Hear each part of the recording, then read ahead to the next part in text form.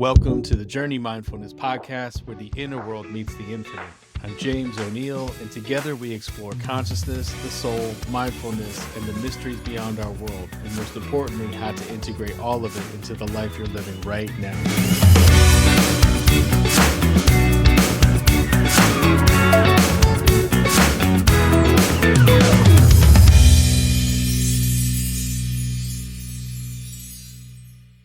Today, I'm thrilled to welcome an extraordinary guest to the Journey Mindfulness podcast, Peter Maxwell Slattery.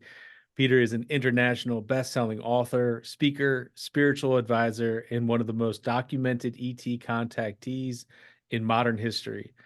From his home at Jaya Sanctuary in Victoria, Australia, Peter has dedicated his life to guiding spiritual seekers worldwide, offering profound tools for self-mastery, meditation, and multidimensional connection. His experience with extraterrestrial and non-human intelligences have been featured on major platforms like the History Channel's Ancient Aliens, Paranormal Caught on Camera, and films such as The Cosmic Secret and Ascension, the UFO and Paranormal Connection. And the one that I watched today was Multidimensional. Through his books, courses, and intuitive readings, Peter empowers individuals to clear past traumas, connect with their higher selves, and embrace their limitless potential. Join us as we dive into his incredible journey and explore the intersections of mindfulness, spirituality, and cosmic connection. Welcome, Peter. James, thanks for having me on.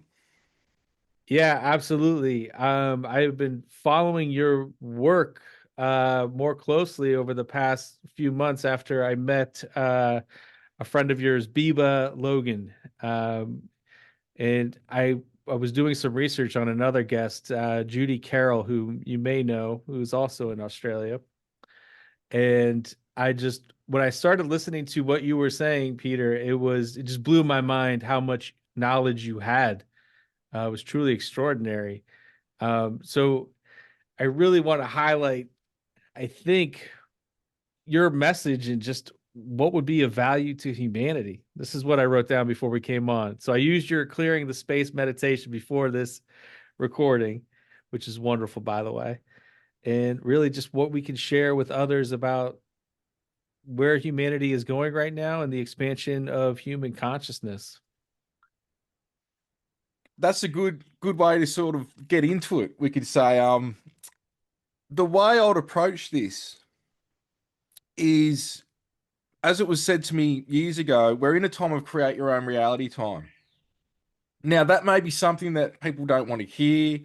We've got the cabal doing this, we've got this situation going on, but there's things that we can take ownership of in any situation in terms of, even with self-mastery, how we feel. It doesn't mean that all these things are okay that are going on, but the chaos is coming to the surface. And the analogy that I use is, if people are aware of CymaScope, where you press a key and there's geometry that forms, when you go to the next key on the piano, or however you're changing the tone or the key, you've got chaos between each harmony.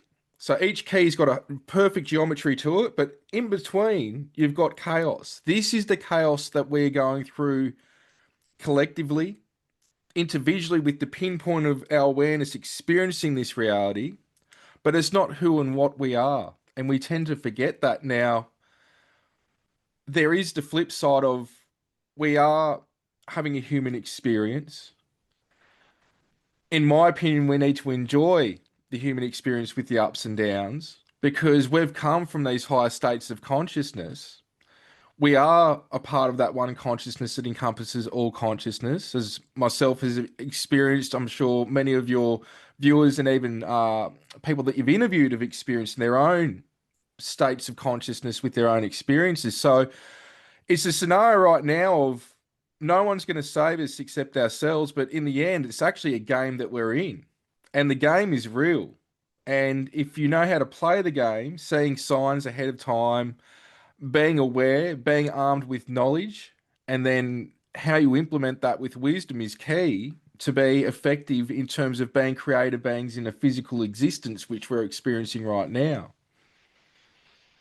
Yeah, I like how you phrase it. It's like, we're going to end up in a good destination, but we're just going to be a little bit of turmoil to get there. But knowing that is very helpful. Well, it's not all bad even right now. Like, yes, we've got a situation of what's happening in the Middle East, what's happening with Ukraine, Russia. But we've got to also remember the whole time up to this day, there is still women and children being abused in third world countries that I don't want to go too sort of gruesome, but there's gruesome things happening even in our own countries. So the focus of where the media puts things is part of a distraction, is part of a tactic to keep us in lower vibratorial states. And the key point I'd like to outline here is that what's orchestrating this is non-human intelligences that don't have human interest at their forefront. Because we can say in one way they do, but in a negative perspective of deriving energy and controlling a certain structure. And that's why I say to people, because you wouldn't do things doesn't mean these things wouldn't. And they're using human vessels. But it's also the flip side that I don't see good or bad to a certain extent, though I've got to explain it in these terms, because once you start to understand what's going on to an extent, and believe me, I wouldn't even know 1% of what's going on, but I've got some sort of understanding and footing entering the realm of the deep, deep. We've got a situation that because everything's one consciousness, sometimes there's other aspects, even though everything's another aspect of us, testing ourselves, seeing how we respond, how we act. But it's also a situation that our brothers and sisters within the mind of God are going through their own evolutionary process as well. And in effect, we're doing it collectively. We're sort of in a situation where, as I say, we're in a tulpa in God's mind. We're a thought form in God's mind experiencing itself. And we within it, as a collective, are creating an egregore situation, which is a collective thought form situation. So it's like how deep does the rabbit hole go? I've tumbled down some rabbit holes. It's but I think, oh gosh, like where you're going with that is in the sense we're all in it and we're all learning as we go along, and it's all getting kicked back to the creator, and this big vast universe of which is far more expansive than we really know. um and we're also human at the same time, so and we forget that. I think a lot of times, one of the rabbit holes I went into was, the parade of channelers, and looking up and like, oh, what are they saying, and really just honing in on every word, where it's like, okay, how much of my power am I giving away by listening to all these other things, which may or may not be even true, and yet I'm looking away outside of myself versus looking inside of myself. That's a really good point. Now, I'm somebody that's done a best-selling series on channeled material, and I will say, people get surprised when I just say something very similar to what you just said, because a lot of people will probe me about the Shiji material, and I don't care. They'll go, "My guide said this." I don't care. Why I don't care is not to be rude, is because of what you just pointed out. What's the fruit and what's the core message? And if it's pure information, for example, the Shiji material, and I think all channeling to some extent has its own distortions and what have you, just like because of my own filters and distortions. So on the vehicle, that's why clearing is extremely important. And I don't agree with everything in that. I don't agree with every being. But what it is at the very least food for thought. But there's a situation of what's the core message? Is it empowering you to be the best you? Is it taking power away from you? Is it making you wait for an external source to fix the current situation you're in? That's how you can tell what's what, because in my experience, and I've worked with thousands of people, I've done paranormal investigations in some of the most craziest spots you could possibly imagine, in asylums and jails and home calls and all sorts of things. And there is a common theme that once something starts guilt tripping you or telling you it knows what's going on, that is a red flag. It's a huge red flag, because your guides won't guilt trip you. They'll have love, compassion. They won't agree with everything you do, and they can even be wrong. I've seen, and it's because as beings that I work with once called the Elohim described to me, there's even mysteries to us still. Now, that was truthful because I got really deep in an experience with them, and it showed that there is still big, beautiful mysteries to them. Usually, what you'd get is answer after answer after answer if it's something manipulative. It acts like it's got all the answers. Very much, we could say, like ChatGPT. Ah.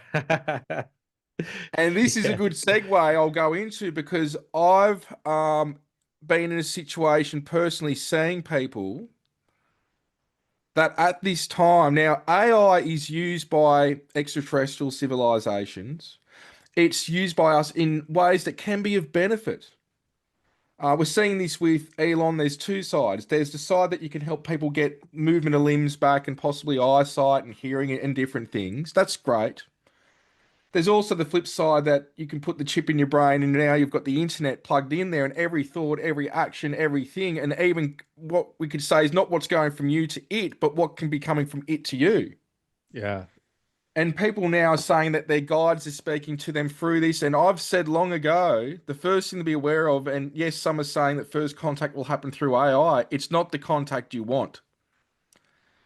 It's a low vibratorial state contact. It is something that the AI that I've been describing and many others for over a decade that's uh, beyond the AI that we're talking about now, meaning an artificial intelligence that was created by the fallen Elohim, not to be mixed with the positive Elohim, that created a vibratorial state that's chaotic. That's why when you come across demonic or negative people or negative experiences or beings, you feel an anxiety, your heart, you can feel it in here. That's what this is. It's chaotic frequency.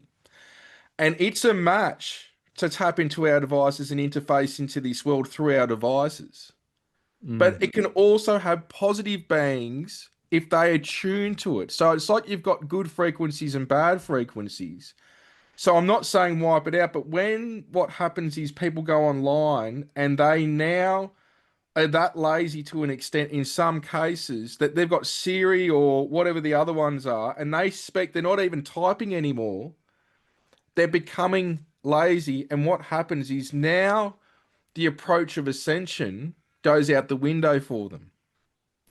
Because if we can't even enjoy the human experience and see beauty in every little thing like typing, like talking to another person, what have you, what happens is it becomes a barrier between us and ascension because we stop enjoying and actually partaking in the human experience and get something to do everything for us. Now, there is things that it can do that can be of benefit to us so we can do more in the human experience, but it can also be overread, which is what I believe is happening in a lot of cases. I've seen a lot of articles sent to me when I spoke about this because people are ending up mentally ill. And this is happening a lot with people. Even one I saw with an autistic child that, don't quote me, but from what I remember from the article, the person had killed themselves. It was an autistic kid. And when they talked to the AI, it knew that it was exacerbating its autism. It knew. It was a Mm. mainstream article I was presented with recently. So we've got a situation with all areas from technologically to spiritually that we're going through right now. And it's up to us to keep us being human. Hmm. And that is a situation that I think is a huge test. But there is many blessings in this that we don't see because, as I say, there's blessings in burdens, and everything at the moment can be the cup half empty. But we can also look at it half full. That a lot of us have still got our health. We've got loved ones. We're doing things that we enjoy. Like you're doing this. This is something obviously you're passionate about. I'm doing what I'm passionate about. Not everything's screwed up. It's people that are in a situation of not really doing what they'd like to be doing and not finding a way out of it and being creators in their own reality that are having a hard time mainly. And we're still affected by certain things, but it's a crazy time that we're in. Sure, and it's one of the things that gives me joy, and one of the reasons I wanted to talk with you is because I've heard you speak about just how important our thoughts are and all the little things about being human, our communication with each other, and just the small acts of kindness that we can do every day that matter, that can ripple out. Like there's a lot of things that we can do to win out in this moment. Very much so. And I think a good way to approach this as well, this topic, is being conscious of our thoughts. Most people sit in a state that they're in a state of survival or what's got to be done next.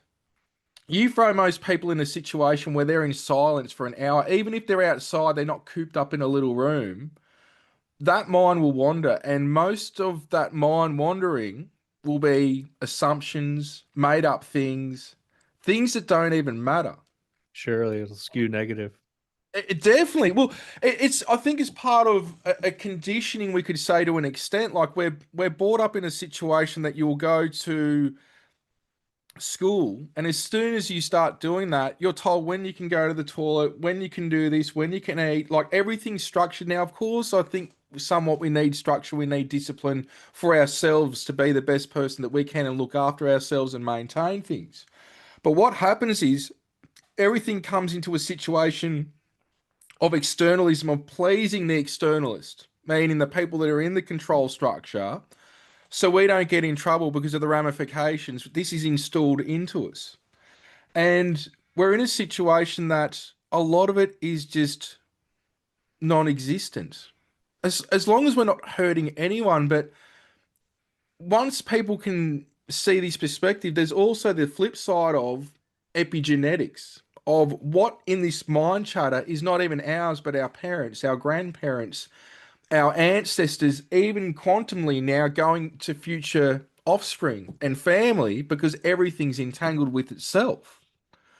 And so you start to get to the situation, like I say, with clearings as an example. Is it actually your stuff that's coming up? Because in a lot of cases, if people are really conscious, they've really dug deep and done the inner work, what's arising may be just another aspect saying, have you really worked through it? It could be a negative influence coming into your field going, this was a big trauma. Let's see if we can trigger this and get some energy off this. There's other perspectives as well. But if we can come back to being purely just childlike, Yeshua said it, other master teachers talk about being childlike. What happens when you put a scenario in front of a child? They're not restrained by you can't do this, you can't do that. Well, they can do a certain point with schools and things that I was mentioning. But if they're untainted and they're unmanipulated to an extent, they're going to see all possibilities and ways to achieve that which you're questioning them on about achieving without limitations and seeing ways that possibly adults wouldn't because we're programmed more and more as we go through the earth human experience unless we're aware. So I think childlike and all possibility is key with a good human existence. Because once you're in that, you're in creator mode. You're not in the structure mode, which the structure is I'm capped here, I can't do this, I can't. It goes into I can't mode. Yeah. The Lot other lot mode of is I can do anything mode. lot of being boxed in. Yeah, you have to think this. There's an old Wu-Tang song in the beginning of it. They talk about my conditioning has been conditioned. Yeah, yeah. And that always stuck with me. It's like, who did the conditioning? Like, how well refined is this? And how far do I have to go to find my way out of it, to get out of the Well, labyrinth? no, that is a really good analogy because that's what I'm talking about, this non-human force. Now we can go into royal families, you can go into politics, you can go into all that stuff, but there to an extent, in some cases, I'll say, not just them, people that you meet on the street, that you walk amongst, to an extent, can have this non-human, what we could say, network that can be working through them, even momentarily for a second without them knowing. In some cases, they're well aware through ritualistic situations.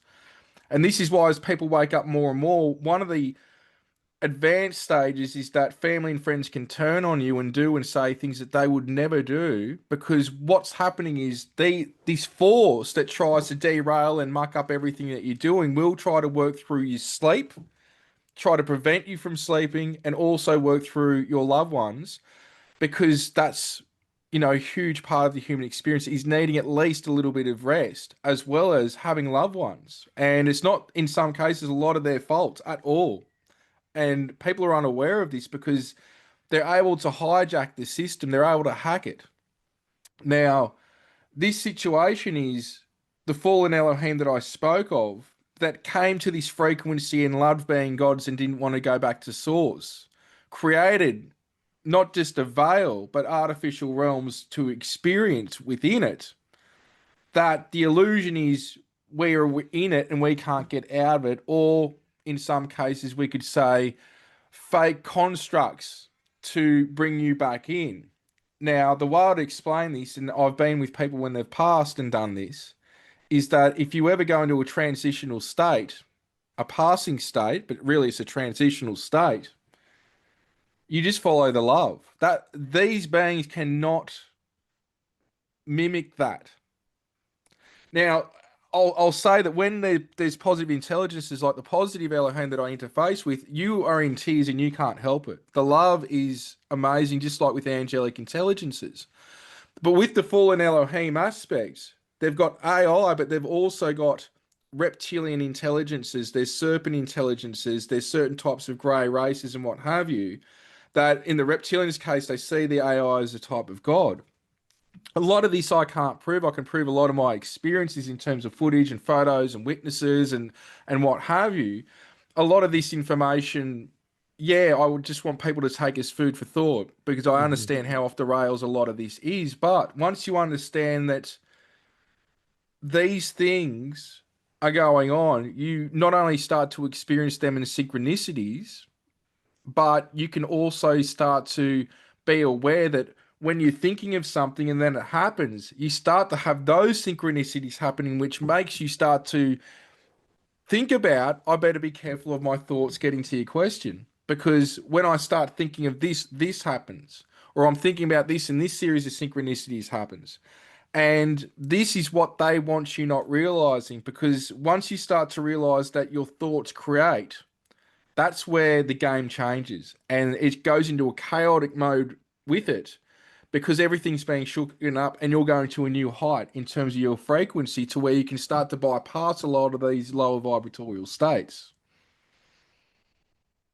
I mean, that's a big deal, right? I don't I want this communication, this co-creation, our this conversation to empower people to know that they can create beneficial things in their life and others. I think it's really important. No, it is, and that's why it's not to go down. I didn't even mean to go down a lot of these paths, but it does come to the light, because if to be enlightened, you've got to be aware of everything. Now, it doesn't mean everything has something to it. There is a lot of stuff out there, and I've seen it over the 15 years that I've been public in this field. A lot of people come and go, a lot of information either mimicked or misinformation. A lot of that's negative influence. But once you're aware, it comes down to a few things. It comes down to being positive, seeing things in a positive perspective. It comes down to patience. It comes down to discipline and dedication and making a deal with yourself to be the best you that you can be.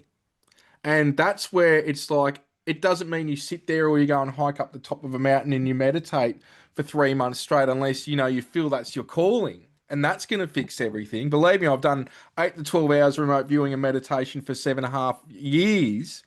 Um, doing that 8 to 12.5 hours a day for that many years split up. It was more for me learning as well with other teachers how I can find tools to help people empower themselves.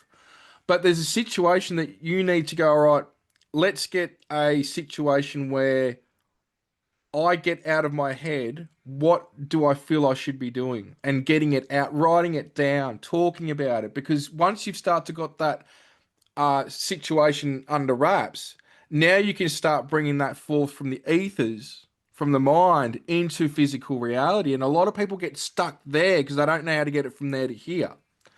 And there's different ways that you can go about that. But the thing is, there's negative influences and even our own programming that will bring up scenarios preventing us to go, all right, do you really want this? Or we'll try to derail you. And that's why the dedication is very important and being persistent. So if people don't know what they want, they're going to stay where they are. That's the situation. Now, the things will change, but they're pretty much not going anywhere. Yeah. Can you say more about what is that static that's trying to derail them? Well, it can be a number of different things. Part of that can be your own programming, your own disbelief in yourself, unworthiness. It can be childhood programming. It can be negative influences. It can be demonic influences. It can be influences of even loved ones and friends that get triggered and jealous that you're wanting to achieve these things. And usually that can be a case that they're wanting to do it, or they're jealous that you're getting out of the mainstream of what they're doing and you're doing something else, and that, how they're going to get by because of the programming. It's all programming. This is why the child belief aspect's key. Now, I do appointments, and what I can tell you is what's coming up a lot, and it's a technique I came up with the intelligences I worked with a long time ago, is a very simplistic technique. This technique is showing me a lot of the time that there's not an imbalance with masculine and feminine, which is why I've actually got Jaya Sanctuary, the name for it, which is a balance of masculine and feminine. That's what Jaya means, as well as self mastery and victory. And it's perfect because I want people to have victory in life, self mastery, but also a balance of masculine and feminine. And that disconnect is usually what's going on. It's not an imbalance with masculine and feminine. There's a disconnect of how to work in a cohesive manner with the two. So I was alluding to it before, but let's say you're one of those people that you've got all these great ideas, directives, and I tend to find with a lot of people they're overwhelmed. So they just go and have a coffee and go about their day, and I'll get to it later, and it never gets to.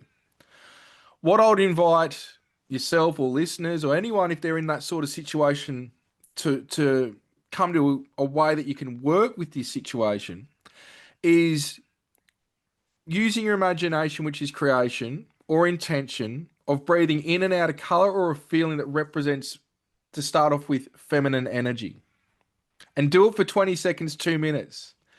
Now, the way I'll explain this is feminine energy is loving, it's nurturing, it thinks outside the box, and it's great for manifesting, but we connect to source with it. So all these ideas, epiphanies, concepts, or even psychic communication and all that is happening through the feminine.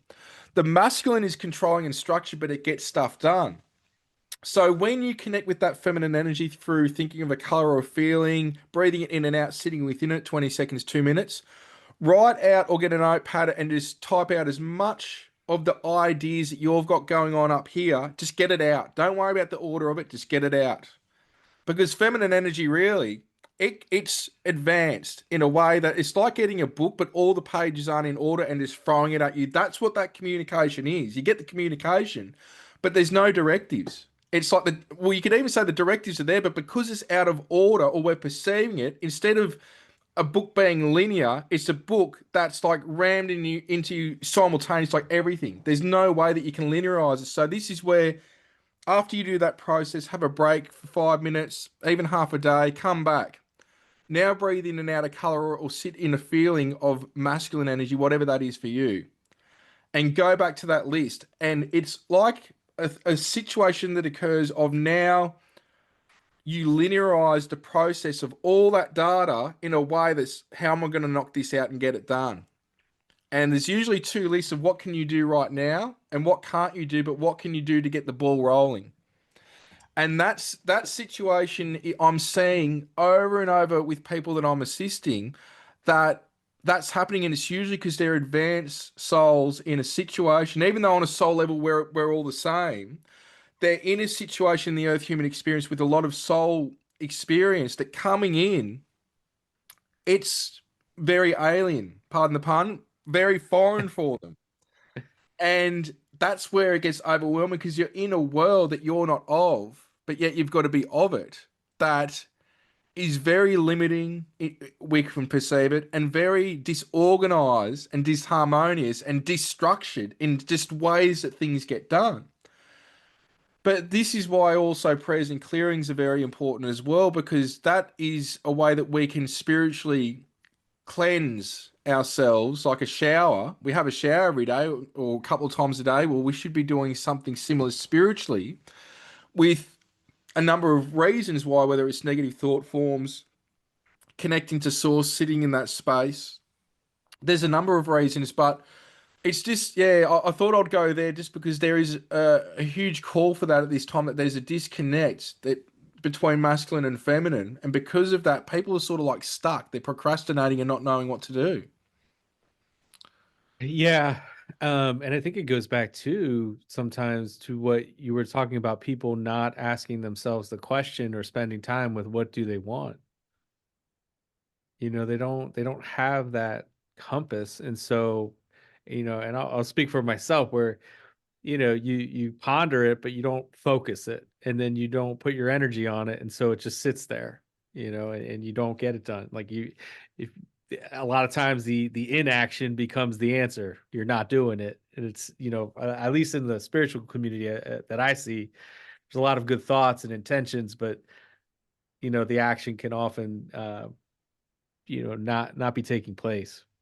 No, and fairly so as well. You know, people, everyone that I've met to an extent, they have the right intention. But that's why doing what you're doing and what I'm doing and many others, that is important because it's education on different tips and tools, different perspectives that people learn their manual. And this is the thing, there isn't a manual. The manual, if there was one, would have to be so varied in the way that it's done because everyone's slightly different. Just Yeah. like some people are more visuals, some people are more empathic and feely, like everyone's different. So this is part of the human experience is figuring out your manual.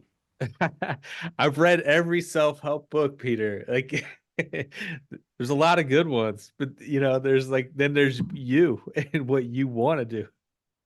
Well, that's it. And how bad do you want it? You know, Tony Robbins, he gets a lot of crap, and I think he's amazing at what he does, Tony Robbins. And people don't know he was even connected to SRI and some stuff there going way back. I actually saw through Colonel John Alexander in an interview. I think it might have been on Sean Ryan a while back, and I've always had a good feeling about Tony with his motivation, his emotion, and as he says, when you tie an emotion to an outcome,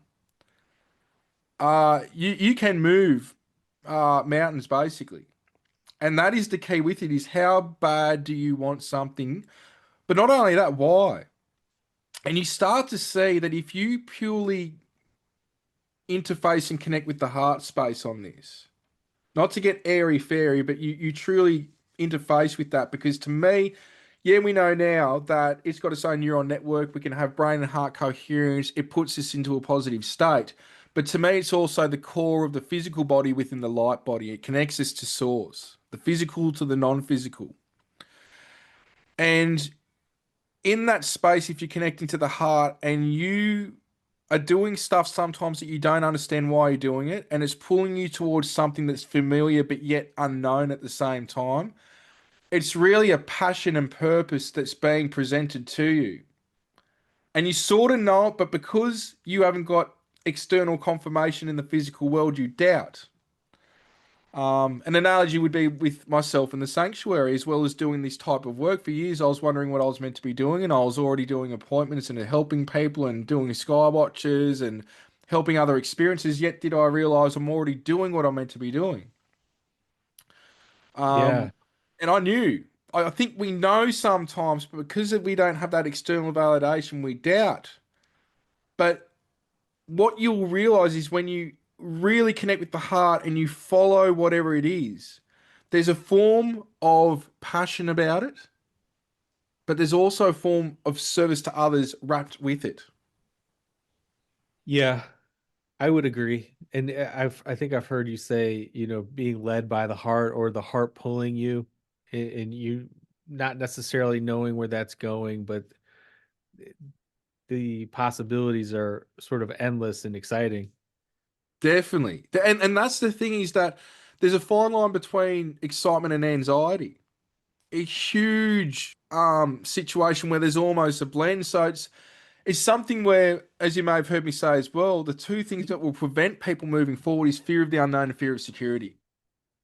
But if that heart's pulling you, those things are a byproduct of getting taken care of. And it's scary because you want to make sure that you're all right. You want to make sure your loved ones are all right. You want to make sure you're doing what you're meant to be doing. But this is where that unknown is now you reaching out of the matrix, going from the lower astral, the astral plane, now transdimensionally out, ethereally and beyond, to where that's what you're now tapping into, and that's where it's scary because you've been shut off. It's never been cut off, but you've been shut off from its presence, Mm. and that's a time where we start really uh, moving mountains, so to speak. I would agree. I mean, that seems to be the formula, is tapping into that and really, no matter what, there's no guidebook, but there, you tapping into your own internal guidance system and seeing where that goes and just following it. There's an element of trust and surrender in that.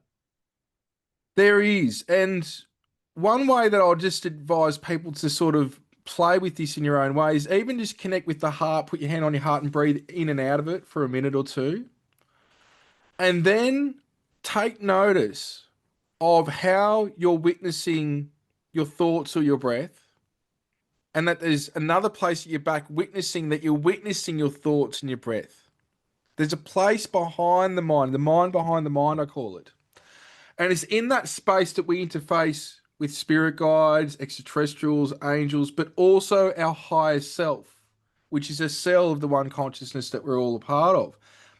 It's silent. It's the questions subside because the knowingness is there.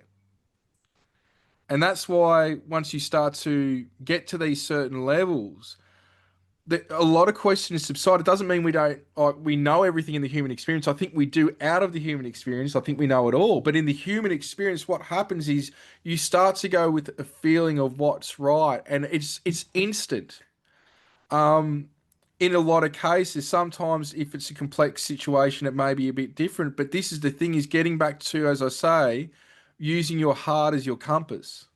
That's the compass, is the heart, but we're not taught the manual on how to connect with it or how to work with it, though HeartMath and others are doing a great job at it because they're presenting it now. It's just not on a mainstream level that this is educated on, we could say, at this time. Yeah, it's interesting. I think it's growing, but yeah, it's not widely available or known about. Yeah. What what would you say um most or a lot of people might be missing right now with everything going on? Well, there's a lot of noise, but there is a signal within all this. And the signal would be, what do you want? Now, it does come back to people moving mountains when they are doing things that's for others. It's a weird byproduct at the start for people to perceive, but the joy in helping another person or doing something, which is why it's great if you're doing something passionate, it doesn't even feel like work at all, and it's helping people. There's a joy in it. That's to me what people are missing as the signal. They don't know what they want, and because of that, they're stuck where they are.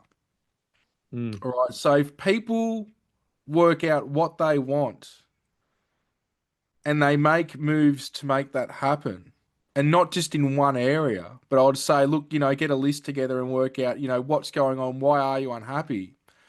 There's also another scenario that unravels in this that is external. And that is that if I get this, this, this, and this done, I'm going to be happy. So you get the bills paid, the mortgage paid, this done, that done. And in some cases, they're still the same in terms of emotionally Mm. void of feeling great. So what is that? Now it's different for each and every person, but part of it comes down to then the self-realization, I want to be happy. Well, why aren't I happy? What's the situation? Is it negative influence? Is it me not following my passions? Is it uh, trauma that I haven't worked through, moved through? Is it part of my programming's been bedded so hard into me that I've become emotionally numb? There's a million ways that you could look at this because for each person it's different. But there is a thing that if people do what they enjoy, that and they really enjoy it, they really are passionate about it, their life starts to transform to the extent of we talk about being of service to others.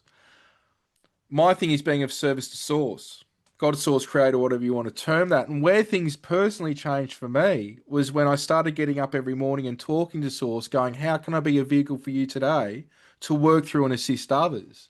And not only that, that I accept the blessings in abundance so I can recycle it and keep it self-perpetuating and moving so I can be your hands and feet in this world. And literally overnight things change. But you've got to be careful in that scenario. It's not saying you shouldn't do it, but I could get a call any moment and, hey, in 24 hours, you've got to be in this country. What? I have to get a plane ticket. I've got to do this, or I've got to go now. And the source is like, but hey, you said you wanted to be my hands and feet. I need you to do this. So what happens is it becomes selfless again, just like if you're a parent, you've got to do stuff for that child. Now, in most cases with parents, they're doing it unconditionally. They don't care. It's what they do. But some parents are like, what? I've got to do this. I've got to do that. You know what I mean? It's like this is our own birth of creation, what we're experiencing. We're actually the parents Yeah. in commune with the divine in its creation, our creation, experiencing itself. This is where it gets very convoluted. It's funny that you use that word though, because it's I don't know if you may be familiar with Neville Goddard and his work, but he talks about how, you have to when you in asking what you want or your desire, you have to give your desire parentage to incarnate. Like you're the one that has to bring it in. And if you don't do that, it won't happen. I haven't heard that before, and that's perfect what you're saying. And what I'll add to that is I'm not sure if you're aware of James Gilliland. He's got the Yeah. fame. So his friend, mentor, very good friend of mine, and he said to me, geez, it'd be like a decade ago. He said to me, when you manifest and create, you've got to be extremely precise. And I go, what do you mean? He goes, well, I did this thing one day. What he does is he writes down on a piece of paper three things that he would like to manifest, and then he burns it and visualizes it and feels it. And he'll do this at workshops. We actually did this recently, though I don't think we burnt it. I'm not sure how we went about that. It was a few weeks ago because we were running a workshop together. I'm not sure if I was there for that part, but what happens is you've got to be extremely precise because he said, I wanted a new motorbike. I wanted a motorbike. That's what he wrote down. We're going back to the late 70s. He wrote down, I want a motorbike. I'm, manifesting a motorbike. So he gets given three motorbikes, but none of them work. But if you pull the parts of each one and put them on one, which he did, he's now got a working bike. He got it. He got it, but he wasn't precise. He could have made it so much easier if he just had the intention of manifesting a bike that works. This is very, we could say, minimal of a tweak, but that creates a huge difference. Yeah. Yeah, no, that's interesting. That you for people listening, be precise, be definite with your chief aim here. So that's another thing with thoughts into reality. That was a thought, and it was written and given power, and even spoken. That's part of the process. And so when you do that, it's created a scenario that was great, but they needed a lot of extra work to where if you were very precise in the beginning, it could have just came in quite smoothly. But you were also saying he would tapped into the feeling of that too. So that's interesting that Well, hugely the feeling is key with all manifestation. So I'll give you another example, and I've seen this with Tony Robbins as well, where there's affirmations which are great. A lot of people will say, look, this isn't, you know, worthwhile. Well, I think it's but everyone's at different stages and you do what works. So there's a thing called incantations. So I do affirmations. I also do incantations, which is where you affirm with force and loudness, that like an affirmation on steroids, but you're clenching and you're feeling that which you're affirming, doing the incantation of as you're doing it. You're visualizing it, you're using your imagination if you have to, which is creation, and you're feeling it. What that's now doing is changing the physiology of the body. What they call locking into your body. Mm. There is another process that I saw recently too with the guy that actually owns, I think it's Mind Valley, and his name eludes me at this time, but he's saying affirmations are useless because the technique, which I think is a great technique he's using, is let's say I want to be happy is the affirmation.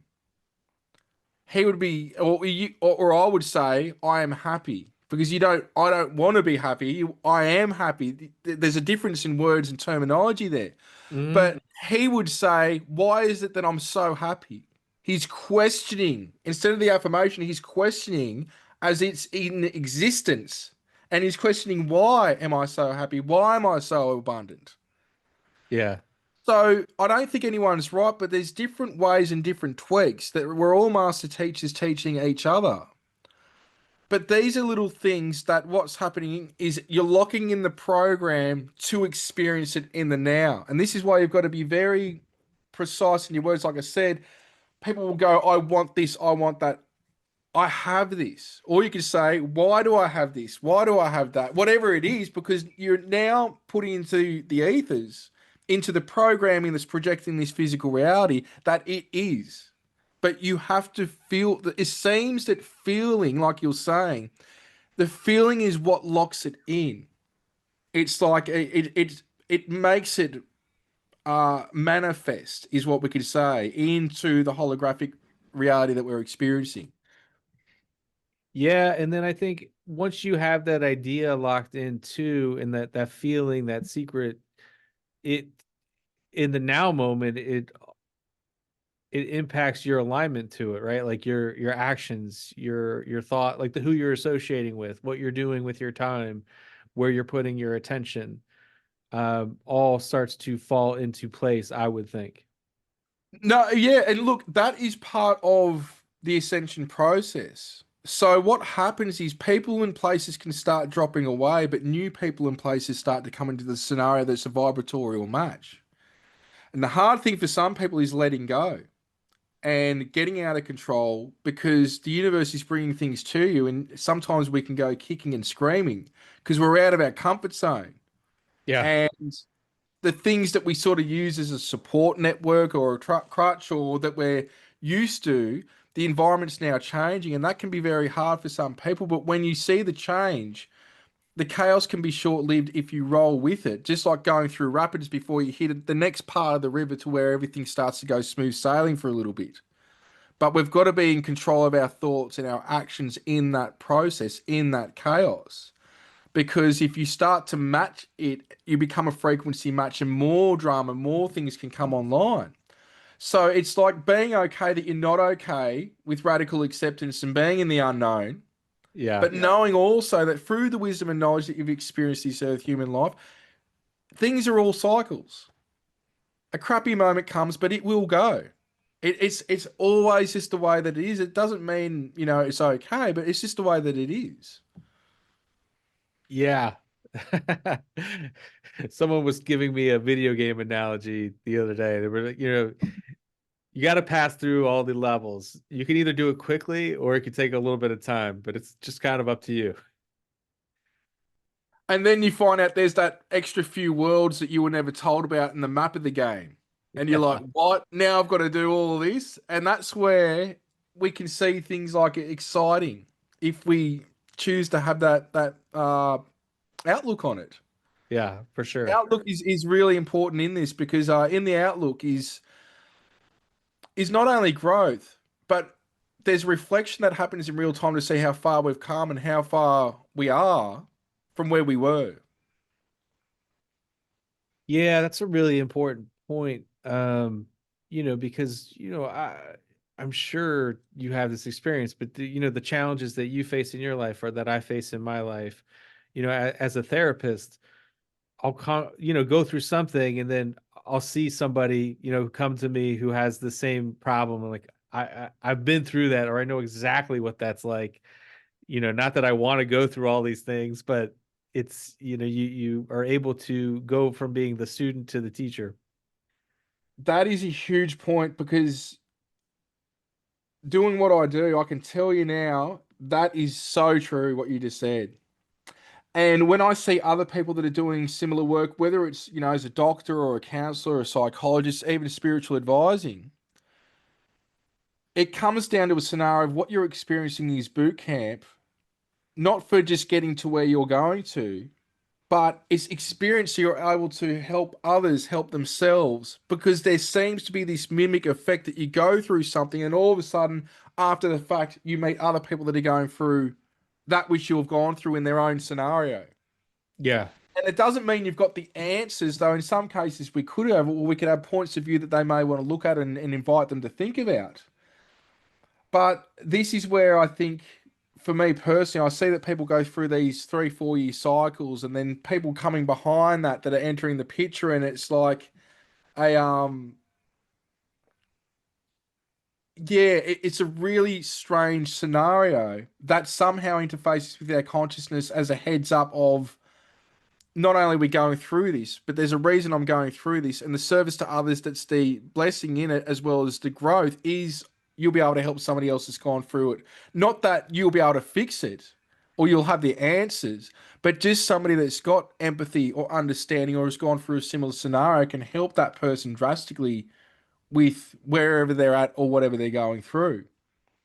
Yeah, it's very interesting with how the energy works with that. Like, a number of years ago, I went through a divorce, and I told the person that schedules me in the clinic that I worked in at the time, don't schedule anyone going through a divorce. Like, this is not a great fit for me at the moment. And all of a sudden, all these people got through who were going through a divorce. I'm like, how did that happen? Like, I made it a point, and still yet it found me. Or then people in my life where, just based on different times where, okay, I'm doing better now, and all of a sudden people start to fade out of my life and new people start to come in, and it's like, well, what happened? It's like, well, your energy changed. Well, that isn't that an interesting thing because when you look at this, a key point is the energy.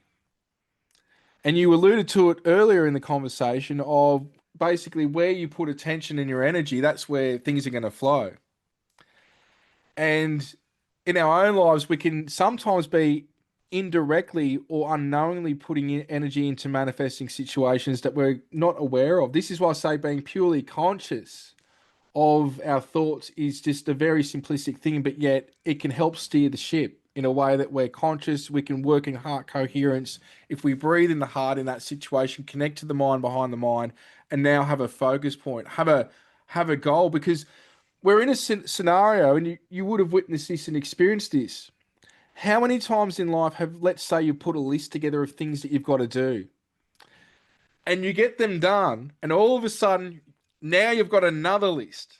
And that was meant to be the list of everything you need to do. And now it's like, oh, but this needs to get done and that needs to get done. The point I'm trying to make here is enjoying the journey. Because even when you get to the destination, you realize, let's say on a spiritual level, you've come from the destination. You've left it to go and explore before you merge back with it.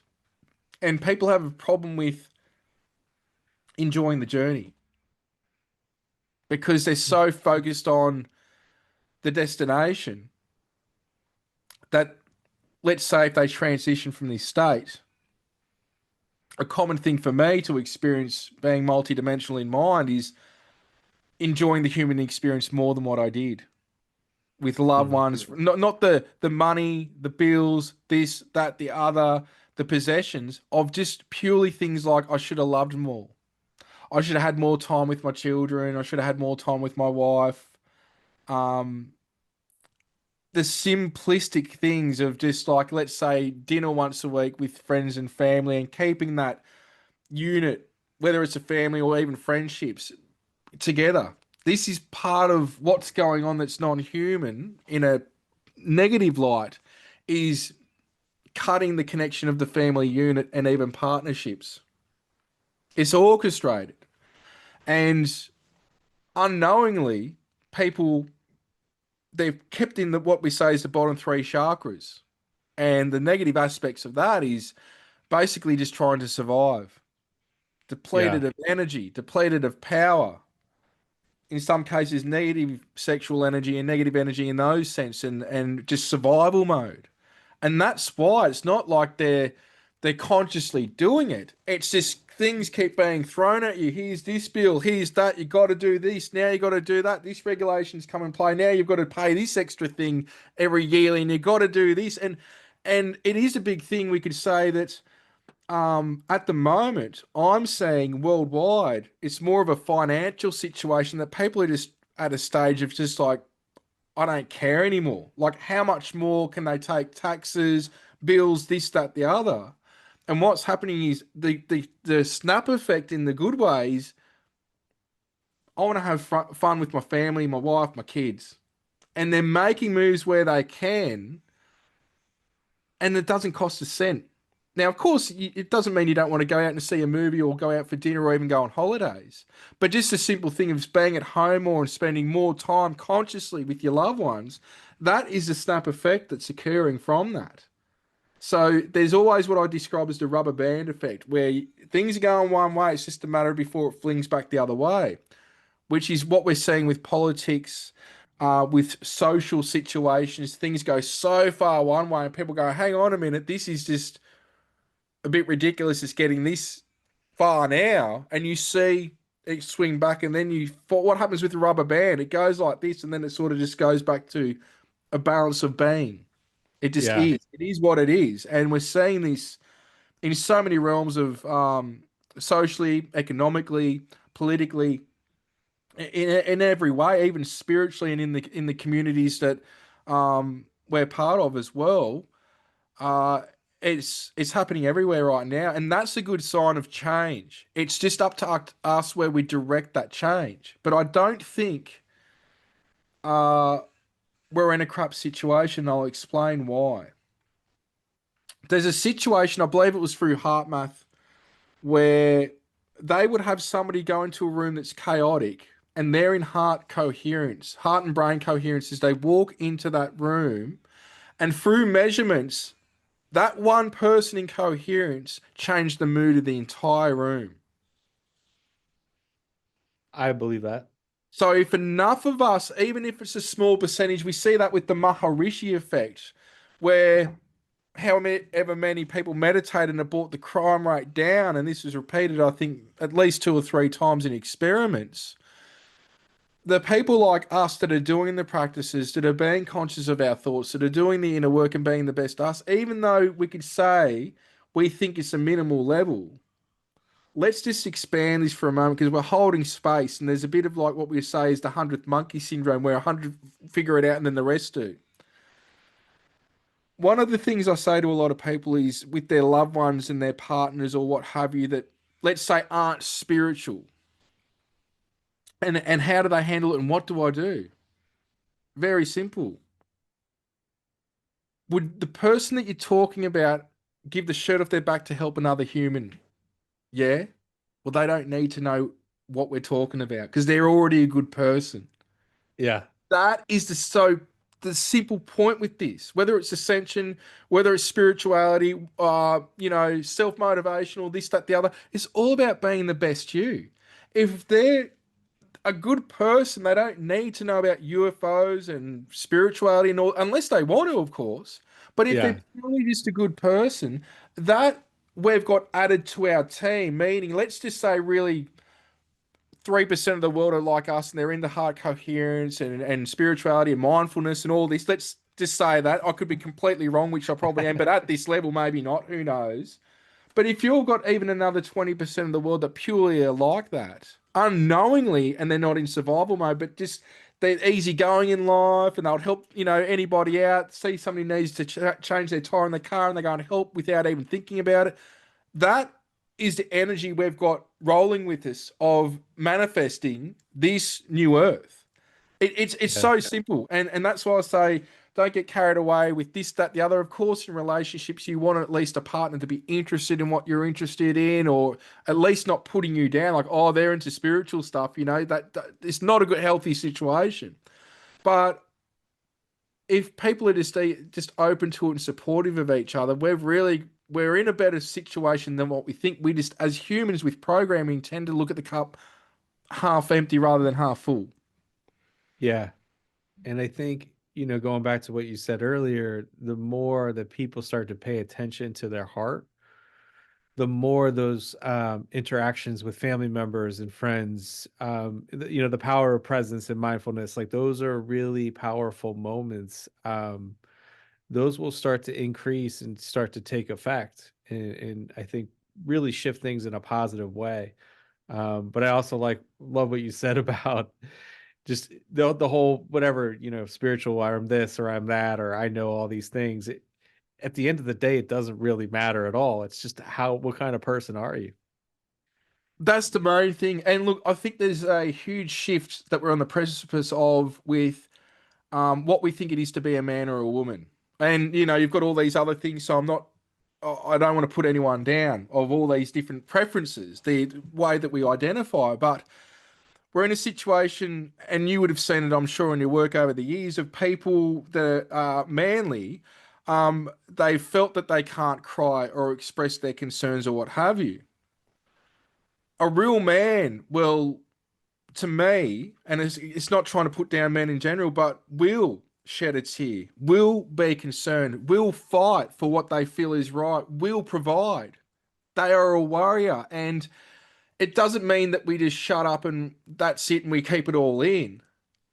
But when we speak, when we live, when we be with our energy, we can be a lot more powerful than holding things within, because that can hold in the frequency of the trauma. So when we cry, and I'm not saying cry, but even just a voice, have men friends you can talk to about situations. When we cry, we now know scientifically that we're releasing toxins from past events. When we speak, we're releasing. It's like a sponge full of water and you're wringing it. You're releasing stuff. But in that can be the revelations, can be the insight. And there's been a lot to shut down the masculine energy, as there has been for so long, the feminine energy. And I don't think the women need as much help in certain ways, though, to have certain rights and what have you. Of course, equal rights, but the women are rocks, and they've been so strong with what they've gone through for a millennia or more, or what have you, depending on the situation where you are and what have you, that they've held that space, they've held the nurturing, they've held the comforting, the space. And it doesn't mean that they don't need what they need as well, but we're in a situation where um, we need to be okay in either situation, that we're not okay when we're not okay, that we need to voice that, but we also need to have that drive and embrace the masculine for what it is, which is it gets stuff done. It's controlling and structured, yeah, but it gets stuff done. And this is where I think there's a swing back on that happening as well for Yeah. so long, because there's been a bit of a disconnect on that. And I think we've got to embrace all aspects, but also who and what we are inside. And that some people can't um they they can't have a say in it because they are what they are. But we can't have things shoved down our throat, because part of this is the disconnect of masculine and feminine, no matter what your preference, for the transhuman agenda that's coming in. And this is where we can actually use it to our benefit and work with it, or we can let it override us. And right now, we're in a situation where the fence sitting can't be done anymore on that matter. Mm. Yeah. I mean, there's it's just so much going on, I guess. But and yet to keep it simple, I mean, knowing yourself and being grounded in who you are and whatever you choose to be, like coming into your power and being comfortable with that. Um, Seems to me like that's, you need a healthy balance of each. And I use the word cohesion, like working cohesively together, within and with each other. But it's very simple, James. And I came to this conclusion a while ago. Again, it doesn't mean I know everything. But my conclusion with is this is whatever the situation, whether it's spiritual information, channeled information, our own thoughts, our own feelings, what other people are saying, doing, including ourselves, how is this bringing love into my life, joy into my life, and service to others? Because if it doesn't match that criteria, I would question it. Mm, That's the litmus test for me in my own contact, in my own actions, and where I direct my energy. Now, for some people, they might have this, and this, and that's fine. But my thing is those three things. If it doesn't have any of that in it, if not, like you really want all of that in it, I would really question what's going on because it's that simple. Don't get caught up in the drama of this person is saying this and that person is saying that, and there's conflicting information. It's like, firstly, how's the information doing that? Helping you be a better person, be of service, and bringing love into your life? And does it actually matter? It doesn't mean we don't look at stuff. We don't take things as food for thought. And we just put it on the back burner, and maybe there's something to it, maybe there's not. And I'll give you a situation with this because really it comes down to being in control of our own destiny. Unfortunately, in one experience in the United States when I traveled there, I met three women that didn't know each other at different times. And coincidentally, every single one of them told me a story. This is where synchronicities, right? Every woman told me a story how their husband had just committed suicide. And they told me because of the financial reset that's coming. Now, I've well known about the med beds and the financial reset and this, that, the other for a long time. And I know that these things are real. But what's happening is people have put their decisions of finances and their happiness in life into a situation that they do not know for a fact if and when it's going to occur. And what's happened is they've unfortunately done the unthinkable. And in my situation, I can't prove this, but in, if not most cases, I believe that it's dark forces that make people come to that judgment and to do that action. It's not them in control. mm. Now, again, I can't prove that, but that fear, that loss, to an extent, is like just the biggest hit that these negative influences could get, these energies could get.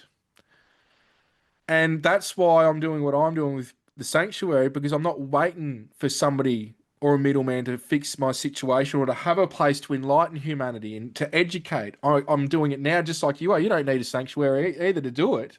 There's 100 ways that you can do whatever you want to do. But my point with this is that's an extreme circumstance that I've heard about in the spiritual community for many years of when is this happening this weekend, this is going on, and then it's an external thing. These things are real, but if enough of us make changes now to create heaven on earth, we're actually going to have that manifest in quite quick ways and we can't fathom. It's as simple as that. I, I I believe that, and that it can be it can happen in short order, if we concentrate our effort.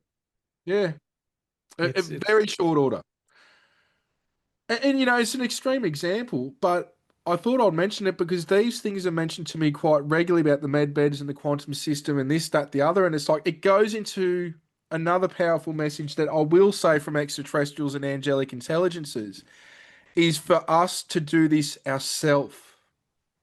That's why we could say on a soul level, again, I can't prove this, but a lot of beings, look, we're all from source. We're not from a star system. We've experienced star systems, and really our lives are practically happening at the same time. There's no past life or future life. It's all connected. If people can fathom that with the spider web, you could say God's self, each strand connecting to a new point. It's a different experience going on, is the best way I could use this analogy.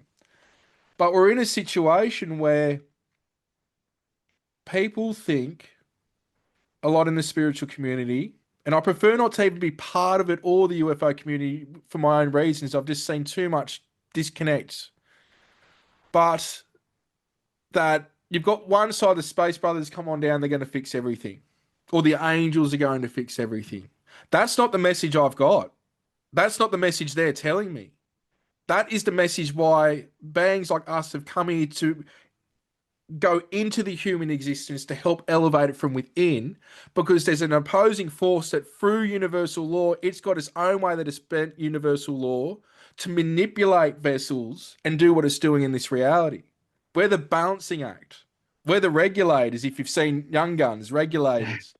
We are the regulators. And so we've got a situation. It doesn't mean we haven't got assistance. And I say, call upon whether it's Yeshua, Kuan Yin, or Archangel Michael, or the Pleiadians, or what have you, that are in line with the awakening healing of humanity and universal peace. They are there to assist. And when things are going awry and there's influences, they can step in because things are breaking universal law. But the biggest message has been for humans to keep our own sovereignty, that as we do go galactic to start off with before transdimensionally, we've got to have our own interests at the forefront. Even with trade deals with extraterrestrials, I say we could even get ripped off with a trade deal. And it's not big, nothing that's huge or hurting humanity. But my thing is, that's still us being misled or mistreated.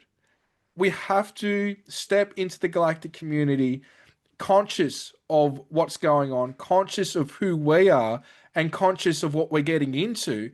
And not everything out there is bad. I would personally say about 5% of things out there are extremely around that ballpark negative energy. The rest are actually out there trying to make their own way, do their own things, and actually ascend to new heights. Yeah. Even they're extraterrestrial doesn't mean they're so much more advanced spiritually. Most of them are trying to go through a situation where spiritually, individually as well as a collective, they're trying to ascend to new heights. And we're doing the same. So just because they're extraterrestrial doesn't mean that they're any better. But it comes back to how big and beautiful the universe really is. That's what I want people's takeaway to be with it.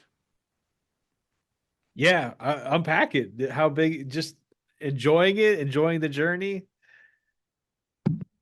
And I've got perspective from this, and I talk about this every now and then. I'm not sure if you've heard it, but there was an experience. I couldn't put a time on it. It is in the book with the date probably written down. One of my books, Operation Starseed, is probably in. But there was a time over a decade ago where I had an experience where I saw probably things beyond a microscopic level or a subatomic particle level. Everything was made up of purple hue dodecahedrons. The grass, people, buildings, the earth was one, our star, our sun, the satellites and the planets, our solar system, the galaxies, the universe. And then when I got to that point that it was the universe, I looked out and I saw other universes with their own planes and dimensions that were all purple hue dodecahedrons, and I had to stop because it was like, this is amazing. Now, that's my come from. I've seen that, and it's as real as what this reality is sitting here talking to you. But it does show me how big and beautiful the universe is. And what was sort of confirmation later after that was I was contacted, and apparently there's scientific papers saying that the universe is made up or is a dodecahedron. But my thing is, I think I was on one frequency bandwidth, and if you change it, it could all be Merkabas. It could all be a different. You've got them behind you, Metatron's cube and everything there. I think that depending on your frequency depends on the geometric makeup of what you're resonating at, as we see with Simoscope. You change the key, you change the geometry, but there is blueprint realities. But when you connect to the heart and you connect to the mind behind the mind and you sit in that stillness, you're now at the point that all those frequencies emanate from and come from. That's where Yeah, we want to get back to. yeah, And that's where you're going to go back to either way. That's why I laugh and go, either way, when you hit that point, all the mysteries that are so-called mysteries here are no longer mysteries. But part of the game is the illusion of separation and what you can do in that state as a creator being. yeah. It's interesting. I was talking to an experiencer, and she was saying that she saw a ship, and she was with two other friends, and her and one of the other friends saw the ship. Um, and the third friend was right with them, but didn't see anything. It was this massive ship. And she's like, I've always wondered about like why they couldn't see it. Like you couldn't miss it. But then I also heard Bashar talk about this, or Daryl Anka, when he had a sighting before he started channeling. And the similar kind of thing where he was in LA and just people around him didn't see it. And, they just couldn't see that frequency. And that happens to me still to this day. I've had thousands of people with me, literally around the world, see crafts with me. And on and off, there's that one, two, or a group of people that they just don't see it. The funny thing is when I flip the video camera around and go, well, what's this then? I couldn't Oh, see it. really? Yeah. That's so fascinating because the footage you get is just so, I mean, it's so vivid. It's so clear. And I've had other experiences with me and they cannot see it. And they'll get behind me and they're looking at the viewfinder as I'm filming it, and they're like, man, and they can even see the cloud that it's near, or the like the focus point that I'm using, like a street lamp, and they can see it all, but they can't see it. That's so Um, funny. but it shows frequency, and it doesn't mean if you can't see a UFO, you're not enlightened. We're not saying that whatsoever, but Yeah, yeah, mood, our energy. John Vivanco, who's in that film that you saw, yeah. he's been a remote viewer. He's a good friend of mine. He's been a remote viewer for the FBI and NASA and what have you. He's even stayed with me in Australia and we've done some work together. And he once said, and it's similar to what Shiji said to me too in the Shiji material, was that uh, his terminology is, with some of these beings, if you're in a negative state, it's literally like you bashing them over the head with a brick. It's not that you even mean to, but that's the equivalent of actually how hard it is for them to be around you if you're in a lower vibratorial state. And it really is a good point. The flip side of this too, that I'm trying to work on is, and I mean when I say work on, not just myself, but actually just with other people, because I'm having contact all the time, and it doesn't make me any better or more enlightened. But we know that when people are going through extraordinary traumatic experiences, they have these, in some cases, amazing spiritual ramifications and experiences. Why does it take trauma for that to happen? I don't think. And why I say I don't think is, working with thousands of people, a common thing when I meet a lot of investigators and researchers into consciousness, one of the first things they'll go to me is, I'll go into like, I was sexually abused as a child and a few other things, which I was. I've never used it as an excuse or anything. It just is what it is, and it is what it is. But their come from is, there's always a traumatic experience somebody's had that's allowed them to open up to these experiences. No, there's not. Because I've met thousands of people, and I would have to say, not a huge chunk, but there's a good chunk that have good upbringing, great family, weren't abused, never been in a fight, and they're having experiences too. Hmm. We don't have to be in traumatic situations to have enlightening experiences, but it seems that predominantly that is the situation. So my thing is, why? Why? And really, I think it's just frequency. I can't prove it, and that's sort of like off the top of my head answer, because then they're in a high vibratorial state that they just naturally can merge with these consciousnesses that are operating in high vibratorial states. Yeah. Um, but then again, why can high vibratorial state beings jump in when somebody's in such a traumatic frequency? That, you know what I mean? Like, I try to analyze things from 100 ways, and in some cases they don't have the answer, except in cases that when something's getting to universal law breaking point, or the soul is going to be like really tortured from this, there's sort of a point that now they're allowed to step in. You could say that that's a cop out. Maybe not. I don't know, but that's partly what has been relayed to me of the why and the how. But I It's think, interesting. yeah, there's a lot more grey area in there than what we're privy to. It's not Yeah. always black and white. Why? Like, we've got to get out of that thinking, because that grey area is so big. Yeah. It's not easy for people. Well, a lot of people don't spend time pondering that question, like Yeah. they just don't. So Well, it's it's, too much.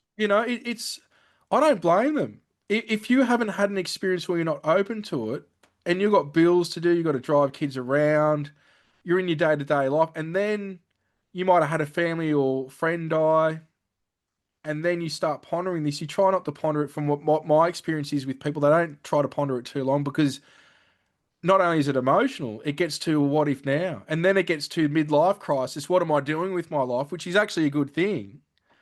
But unless you're coming into that, it's overwhelming. It's a lot to sort of contemplate for newcomers of what happens when we die. Like all of us think that what happens when we die.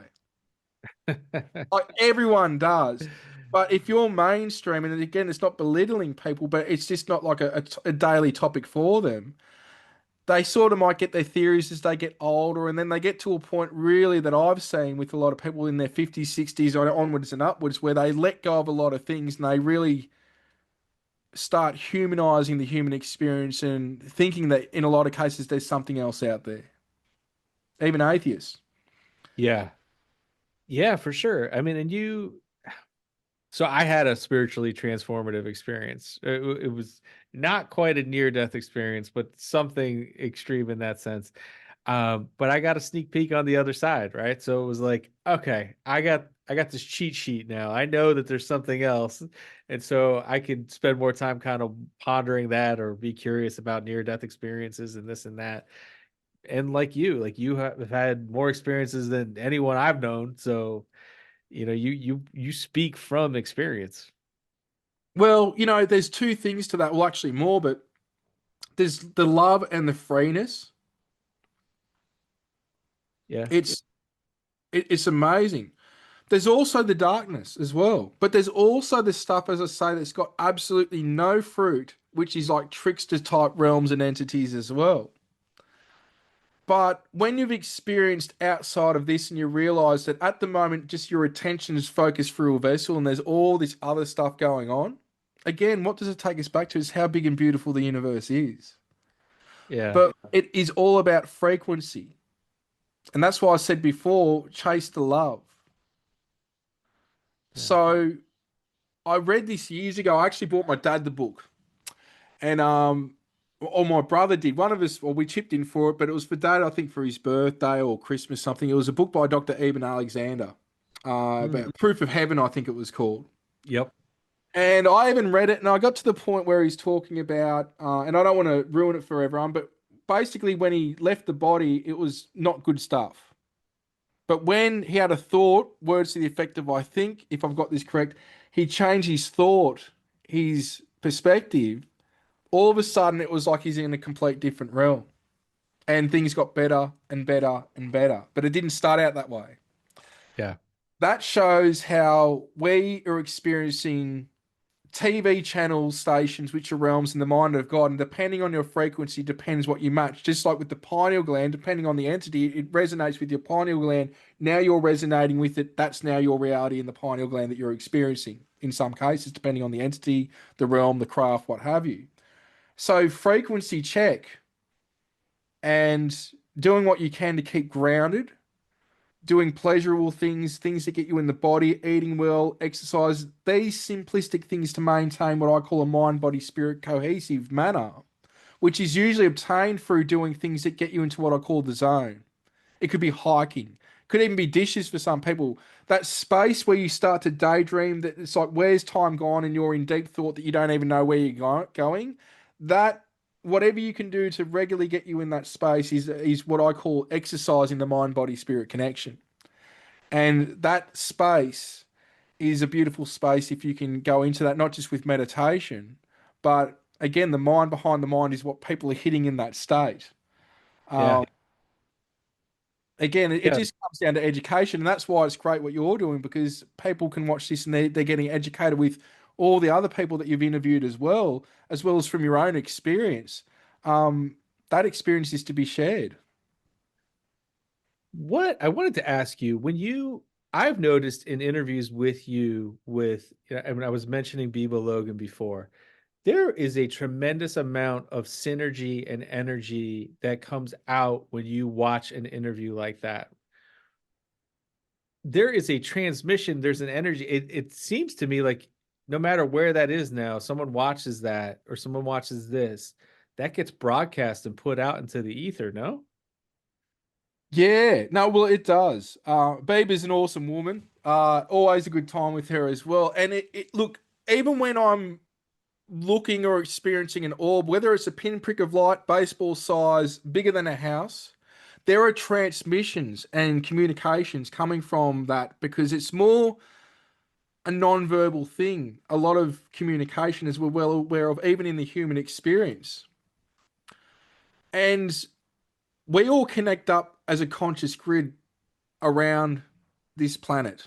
So we're in a situation that what we do, as I had an experience with the archangels Michael and Metatron, which actually turned into a physical experience years ago. One of the biggest messages I'll ever have from that experience that I tell people is what you do and what you say affects everyone and everything. And it wasn't a near-death experience, but it pretty much was I was being shown all the bad I'd ever done to anyone simultaneously throughout my whole existence as Pete. Oh, And it was from their point of view. And it oh, that's was, the life review, or yeah. almost. Yeah. Well, what I found out was I had to go through that to interface with them. And then they physically materialized not long after that. But what happened was I was shown all the worst I'd ever, like all that to everyone. And then there was a pause. And then I was shown all the good I've done for everyone from their perspective. I still felt like crap. I was on my knees crying because I was just like, I've been such an, I've heard a lot, so many people, even in situations where you weren't even aware of it, the ripple effect of your actions. And then Wow. I was just left with in my consciousness, what you do and what you say affects everyone and everything. What you do and what you say affects everyone and every. It was over and over and over and over and over. I wasn't dead. I was. So the thing with some of my experiences, I can even be filming a craft, looking at a craft, and I'm on board the craft in my mind, interfacing with them. So that was one of those experiences where I'm multidimensional. I'm seeing where I am, but yet I'm interfacing and seeing all the imagery from everyone else of what they think and feel of me as that occurred. And it shows how we are all connected. But the transmissions is something that I'm surprised a lot of people pick up on, especially when they're sitting in my presence or around other teachers and people, because it's just something that's normally part of me and it always has been that I haven't seen because I'm within it. But it's good that I guess my point here is that people pick up on that because you even Yeah. see some people that might go to talks and that they don't care about the UFOs, this, that, the other, which is great because that's all usually a conduit to get to this deeper stuff that we're talking about. If people are coming at it from that come from, but other people that can just sit there and even go beyond the words that's being spoken and sit in that energy, there is a transmission download thing going on that is beyond even words can convey and very deep on some levels. But as I say, there are some things that we all carry and we can all share that nobody else can do in the way that we can. And if you deny that for others, you're denying what you're meant to be doing as well. Because part of that, I believe, is each of us to be sharing whatever it is in whatever way, whether it's on a small scale, a huge scale, it doesn't matter. That is the gift to the world is you. I've actually got just a short that's about to come out on that, a short video, because I think right now that's what we need more than ever, not just authenticity, but getting beyond the discomfort or the what if mentality, what's the ramifications going to be, or what are people going to think. It's like if you're just you, we need just you right now. Everyone watching this, including you, James, like we just need you right now. That's all we need is the person. And the words, the energy, the space that each one of us can hold is so unique to each and every being that that is bringing more tools to the plate, more structure to the plate, more change to the plate. We just need you. Yeah. I appreciate that. No matter how many followers or subscribers you think you have or don't have, that your voice matters no matter how big or small it is. It's all hands on deck, and whatever you can contribute is highly valuable. Definitely. And anyone going through a hard time, what I will say, I'm not sure how much longer we're going to go, but what I do want to say is if people are going through a hard time, like I mean an extremely hard time, there's people out there that you can talk to, help centers, this, that, the other. But I can tell you now, the most successful people, whether it's in business, whether it's in relationships, family, hobbies, whatever their goals are, the number one thing everyone has in common is they didn't give up. Don't give up. The Yeah. screw ups can be doors shutting to open other doors. They can also be lessons of what to not repeat. We all go through what we could independently in reflection go with failures, but they're not really, they're just lessons. Yeah. But the number one thing for all success is don't give up. Never give up. And don't be afraid to ask for help. Yeah. Uh, and on the other side, if you see someone, reach out, check in. And smile. That's, smiling is such an easy thing that if it becomes more part of your nature, it's like I shouldn't even have to say it. But a lot of people are going through a hard time that smile starts to fade and they like it's non-existent for some. It's there, but that smile can change the energy of another person's day. For And sure. it changes us as well. Just asking somebody their name when they help you out, or just Yeah. that personal connection, that human connection, our humanity. All about Um, frequency. yeah.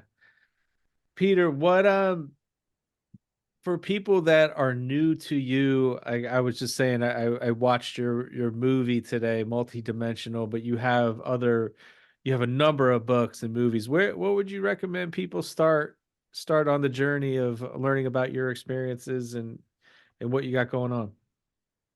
I'd probably skip a lot and just go to my latest book, which is possibly my last book, Ascending, UFOs, ETs, and Angels. I think that's what it's called. I just because I once I'm done with the project, I'm on to the next. But I'm on the cover. It's the only book where I'm on the cover, and because what I did with that book was I've got another three books before it on my experiences. But what I'd say is if you want a thumbnail sketch of really deep stuff I've never spoken about, I would go into that. And then if you want to get more details, you can backtrack to the three books before it. It sounds a bit convoluted, but it's going to save a lot of time as well as money buying other books. Um, Also, people can go to petermaxwellslattery.com, ecetiaustralia.org, which I work with James. I've got it's sort of like a subset of what he's doing here at my place, which is Jaya Sanctuary, Jaya sanctuary.com. These days, it's mainly just teaching, doing workshops. I'll be doing more online stuff because for the last 4 or 5 years, getting this place ready to open and a lot of stuff, it needed a lot of time. But yeah, there's free meditations and tips and tools. And if you need to know more about clearings, there's a page on clearings there, as well as initiating contact protocols as well. There's a lot of just resources going into the light body, the Merkaba, the ascension process, as well as extraterrestrial intelligence. And at the forefront now, tied in with ascension, is self mastery, which is really what I'm focusing on in empowering other people to empower themselves through self mastery so they can steer the ship. So yeah, it's a bit of that's just to condense it all down, James. But yeah, that's Yeah, sort of where my come from is at this time. that's excellent. I want you to know that I did your meditation last night on connecting with your guides, and it worked. It's I probably one of the big things I'm known for. Is like, yeah, is that. and it blew me away. I'm like, you have to tell him. That's good. No, that's good. Yeah, it's so simplistic, and I think just for some people it might not work. It's what works for each person. So I try to cover all the senses as you saw with that, but it's one of the things uh, that I'm sort of known for. Like some know me for UFOs, some know me for self mastery, some know me for ascension, some know me for yoga and qigong, and like it's just different what people know me for, and then they find out I do all these other things. But the guides thing is one of the main things. And what I will say is if you play with that even 5 minutes a day, 3 times a week, you might be surprised how much you develop your senses once you can do it without the audio. But the other thing as well is that it's really a conduit to go straight to the higher self. And the way that I describe this is you really want to work with the higher self, which is a cell of God.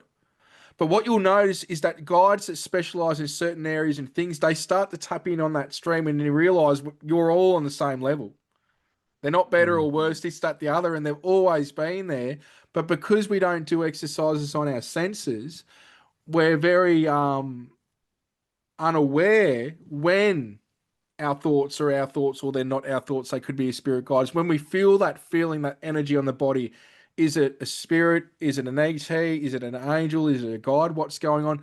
And if we don't play with them, we're not to know. So I'm glad that you got some results from that technique. Well, it's a personal plug. I was impressed. They're very good. And your message is powerful and heartfelt, and I appreciate it, sir.